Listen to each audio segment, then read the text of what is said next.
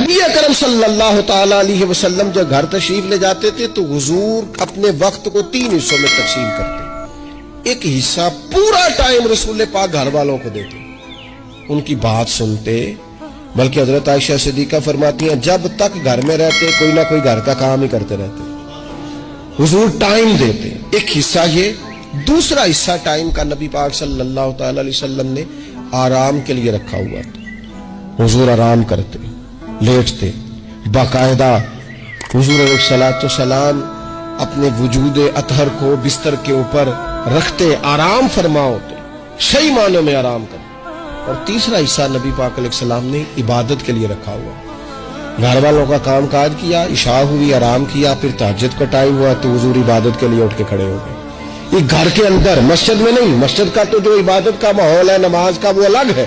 گھر کے اندر اس بات کو اچھی طرح سمجھ لے کہ گھر کے اندر جب آپ جائیں, اب تو بڑوں کی شکایتیں آنے لگی ہیں, پہلے بچوں کی آتی تھی.